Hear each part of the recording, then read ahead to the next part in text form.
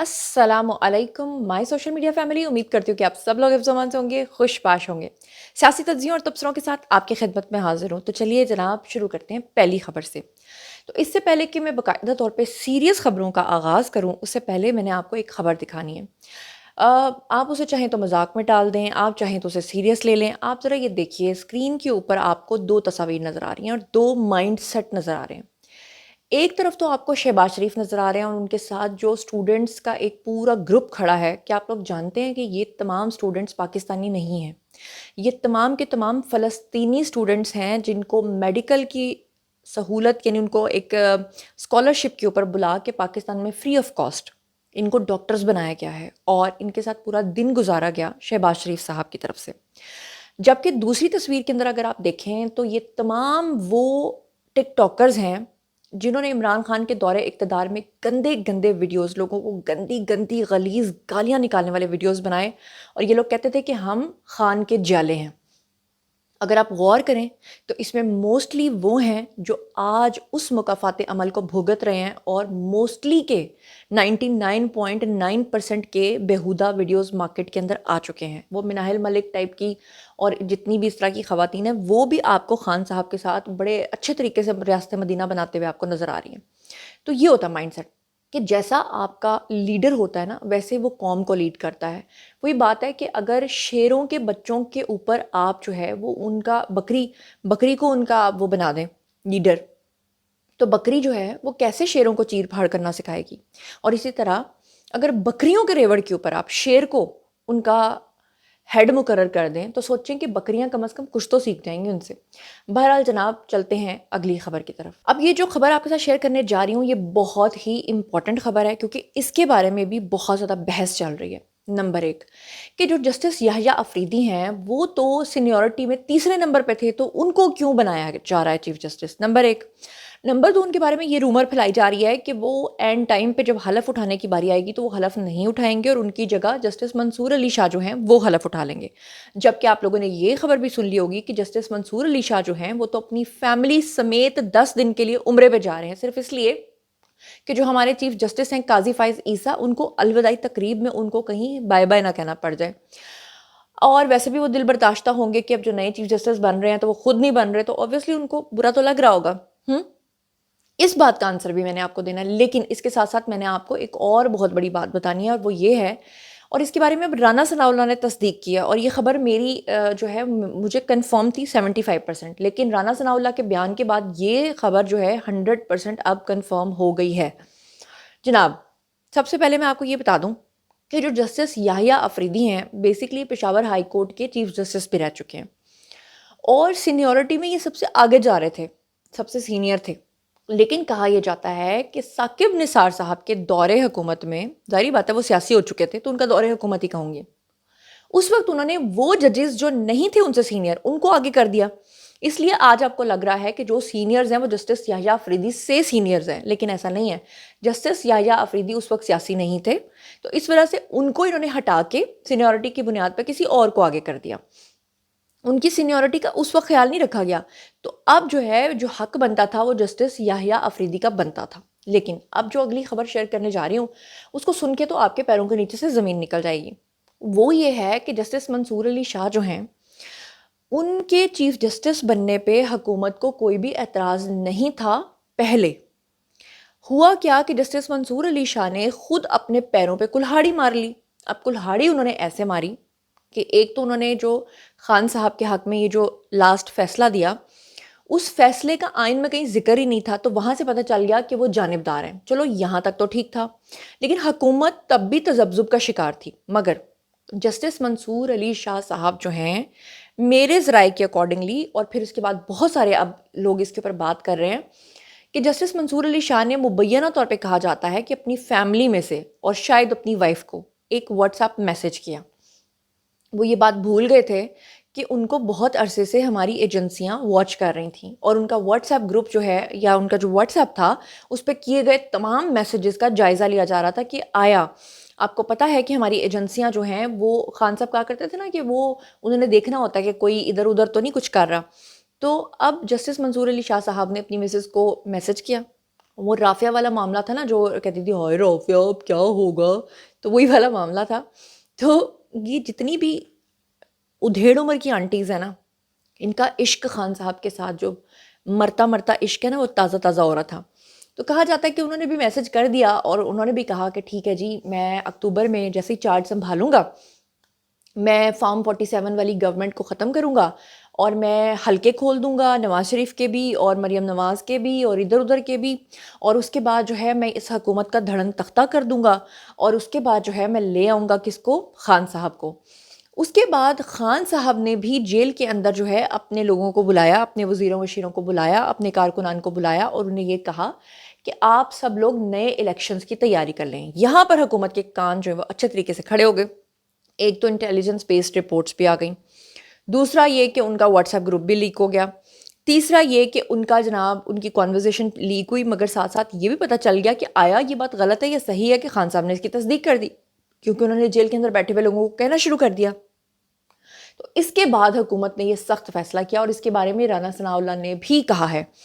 اور یہ پوری کہانی انہوں نے اپنے پروگرام میں جو ہے، ایک پروگرام کے دوران شرکت میں انہوں نے یہ ساری بات بتائی ہے. اگر میں اب آپ کو سناؤں گی تو آپ کا ٹائم ویسٹ ہو جائے گا، کیونکہ میں نے ویسے ہی آپ کو ساری بات بتا دی ہے. تو اب میں چلتی ہوں اگلی خبر کی طرف. اب اگلی خبر یہ ہے کہ جسٹس یحییٰ آفریدی جو ہیں، ان کی مکمل بایوگرافی، ان کے بچپن سے لے کے بڑے ہونے تک کی مکمل بایوگرافی اگر آپ نے نہیں دیکھی تو میرے چینل پہ جائیے، میں نے الگ سے ایک ویڈیو بنایا ہے، اس پہ میں نے جسٹس یحییٰ آفریدی کی مکمل بایوگرافی شیئر کیا ہے. مگر آج جو میں خبر آپ کے ساتھ شیئر کرنے جا رہی ہوں وہ یہ ہے کہ جسٹس یحییٰ آفریدی کے جو والد محترم تھے وہ آخر کون تھے. ٹھیک ہے، اس کے بارے میں بڑی لے دے ہو رہی ہے، بڑی باتیں ہو رہی ہیں. تو آپ کو بتا دوں کہ سپریم کورٹ کے نئے تعینات ہونے والے چیف جسٹس یحییٰ آفریدی کے جو والد ہیں ان کا نام تھا جی عمر خان آفریدی. 3 سال تک خیبر پختونخوا کے چیف سیکرٹری رہے ہیں وہ، اور وہ پاکستان ملٹری اکیڈمی جو سارڈ آف آنر ہے اس کے وہ ونر بھی رہے ہیں. عمر خان آفریدی جو ہیں، یعنی کہ جو ان کے والد ہیں، وہ 1934 میں لنڈن میں پیدا ہوئے تھے. ان کا تعلق جو ہے وہ ایف آر کوہاٹ کے آدم خیل آفریدی قبیلے سے ہے. انہوں نے اپنی ابتدائی تعلیم جو ہے وہ مری میں پریزنٹیشن کانوینٹ سے حاصل کی، اور آپ کو بتا دوں کہ بعد میں شملہ کے اندر بشپ کاٹن سکول ہے جی، وہاں پر وہ گئے، اور کراچی میں ایک گرامر سکول ہے وہاں پر انہوں نے پڑھا، اور سکندریہ مصر وکٹوریہ کالج سے انہوں نے تعلیم حاصل کیا. اب اندازہ کریں کہ ان کے والد کتنے ویل کوالیفائڈ انسان تھے. آپ کو بتا دوں کہ انہوں نے پاکستان ملٹری اکیڈمی میں شمولیت اختیار کی، جہاں انہوں نے سارڈ آف آنر اور نارمن گولڈ میڈل جو ہے اس سے نوازا گیا تھا. مارچ 1954 میں 9ویں پی ایم اے کورس کے اندر جو ہے اس کے ساتھ انہوں نے گریجویشن کی تھی. 1960 میں انہوں نے پاکستان کی سول سروس میں شمولیت اختیار کی تھی، اور فوج سے کیپٹن کے عہدے سے وہ ریٹائر ہوئے تھے. سول سروس میں اپنے شاندار کریئر کے دوران وہ کئی اہم انتظامی عہدوں پر بھی فائز رہے، اور وہ کچھ عرصے کے لیے بطور عبوری وفاقی وزیر کے عہدے پر بھی کام کر چکے ہیں. جسٹس یحییٰ آفریدی کے جو والد ہیں یعنی عمر خان آفریدی، وہ 3 سال خیبر پختونخوا کے چیف سیکرٹری رہے، اور وہ جنوبی وزیرستان کے پولیٹیکل ایجنٹ اور مردان کے ڈپٹی کمشنر، سیکرٹری داخلہ اور قبائلی امور، additional chief secretary Khyber Pakhtunkhwa, Lahore کے کمشنر، اسلام آباد کے ایڈمنسٹریٹر کے عہدے کے اوپر بھی فائز رہ چکے ہیں،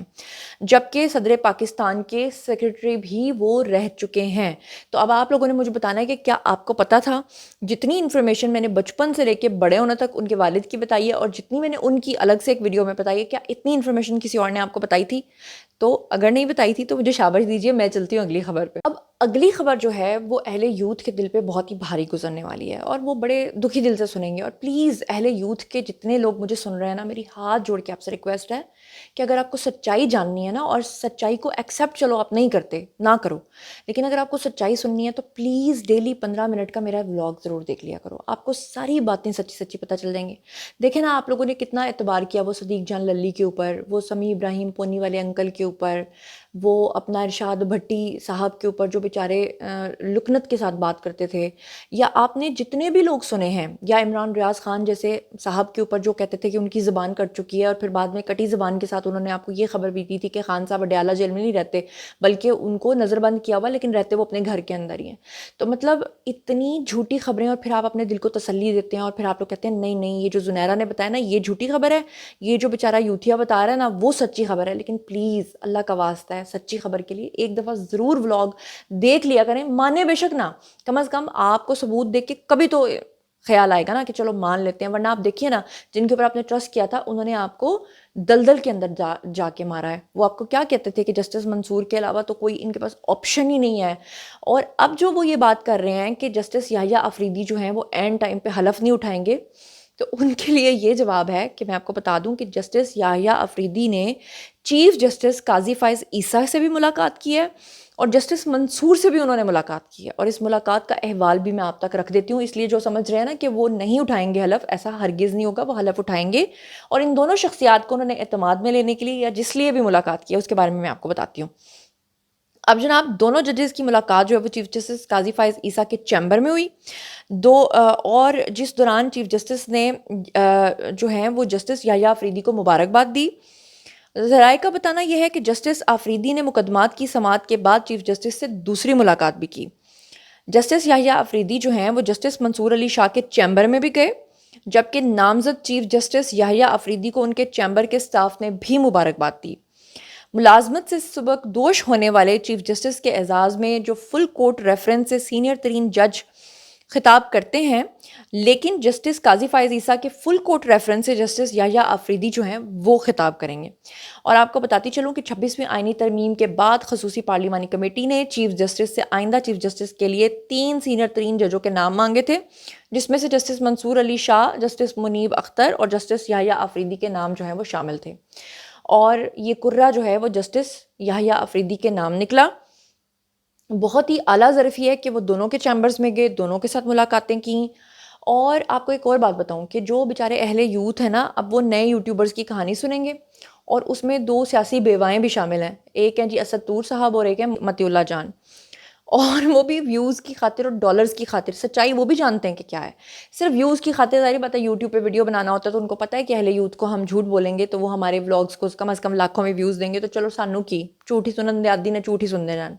لیکن بات یہ کہ اپنے ضمیر کے اوپر جو ہے نا کمپرومائز کر کے غلط بات کی نہیں جاتی، ورنہ میں بھی شاید ان کی لسٹ میں ہوتی۔ مجھے آپ لوگوں کی سپورٹ کی اس لیے ضرورت ہے کیونکہ سچ بتاتی ہوں آپ کو۔ تو آپ کو یہ بتا دوں کہ یہ بھی میرے ذرائع نے خبر مجھے دی ہے مبینہ طور پہ کہ جسٹس منصور علی شاہ کے بارے میں جو کہا جا رہا ہے کہ وہ اینڈ ٹائم پہ پھڈا ڈال دیں گے، وہ یہ کر دیں گے، وہ کر دیں گے، اور اب اہل یوتھ بڑے پریشان ہو گئے ہیں کہ وہ اچانک عمرے پہ کیوں نکل گئے ہیں۔ تو بتا دوں کہ کچھ اداروں کی طرف سے ان کو کہا گیا ہے کہ بھائی جان یہ ہمارا فیصلہ ہے، فیصلہ ہو چکا ہے، اگر اس کے اندر اب کسی نے بھی سمیت آپ کے ہرڈل کریٹ کرنے کی کوشش کی تو معاملات ورسٹ ہو جائیں گے، اور آپ دیکھ لیجئے کہ آپ کو ورسٹ کرنے ہیں معاملات یا آپ کو ٹھیک طریقے سے چلنا ہے۔ جس کے بعد ان کو جتنے بھی لوگ مشورہ دینے والے تھے، جنہوں نے کہا ہوگا کہ آپ یہ کر دیں وہ کر دیں، تو انہوں نے کہا مینوں سارے کرو معاف، میں چلا عمرے تھے۔ تو اللہ تعالیٰ ان کے عمرے کو قبول فرمائے۔ ویسے وہ بڑے نائس اور ڈیسنٹ سی پرسنالٹی لگتے ہیں بائی فیس، لیکن چلو یہ تاریخ گواہ ہے کہ جس نے بھی پی ٹی آئی کا ساتھ دیا ہے، جس نے بھی پی ٹی آئی کے ساتھ وہ کھڑا ہوا ہے، تاریخ گواہ ہے کہ وہ برباد ہوا ہے۔ آپ اس کی سب سے بڑی مثال جو ہے وہ ابھی جسٹس منصور علی شاہ کی دیکھ لیں، آپ فیض حمید صاحب کی مثال دیکھ لیں کہ آج بھی وہ جیل کی سلاخوں کے پیچھے بیٹھے ہوئے ہیں، اور ان کا ٹرائل جلد شروع ہو جائے گا، پراپر ٹرائل ابھی شروع نہیں ہوا، اور انہوں نے کتنی سختیاں کاٹی ہیں۔ اس کے علاوہ باجوہ صاحب شروع میں ان کے ساتھ کھڑے ہوئے، پھر انہوں نے دیکھا کہ ان کے ساتھ کیا بنی اور کیا کچھ ان کے ساتھ کیا گیا۔ پھر خود پی ٹی آئی کے بانی عمران خان کو دیکھ لیں، ان کی بہنوں کو دیکھ لیں، اور پھر شاہ محمود قریشی جو اچھے بھلے چھوٹتے جب نعرہ لگایا کہ خان کا ساتھ نہیں چھوڑوں گا، تو ان کی حالت دیکھ لیں۔ اور بشا بی بی کے بارے میں تو ویسے ہی کہہ رہے ہیں کہ وہ سیٹلمنٹ کر کے باہر آ گئی ہیں اور آ رہی ہیں، اور یہ خبر بھی، اس پہ بھی آپ نے مجھے شاباش دینی ہے، اور یہ اگلے ولاگ میں آپ کو پوری ڈیٹیلز بھی بتاؤں گی۔ میں آپ کو 1 سال سے یہ بات کہہ رہی تھی، اور وہ گئی بھی صرف اپنے آپ کو جسٹیفائی کرنے کے لیے تھی، کیونکہ ان کو پتہ تھا کہ لوگوں کو پتہ چل چکا ہے، تو اس لیے میں جسٹیفائی کرتی ہوں کہ دیکھو جی میں تو جیل کاٹ کے آ رہی ہوں، ٹھیک ہے۔ تو اسی کے ساتھ مجھے دیجیے اجازت، آج کے لیے اتنی خبریں، اور بتائیے کہ آپ اس بارے میں کیا سوچتے سمجھتے ہیں. جو کچھ بھی سوچتے سمجھتے ہیں شیئر کیجیے، پرسنلی جواب دوں گی. مزید خبریں، ولاگز، انٹرویوز اور سیاسی تجزیے جاننے کے لیے میرے ساتھ کنیکٹڈ رہنا ہرگز مت بھولیے گا. چینل کو سبسکرائب کر لیجیے گا. اپنا بہت خیال رکھیے گا. اللہ نے کے بعد.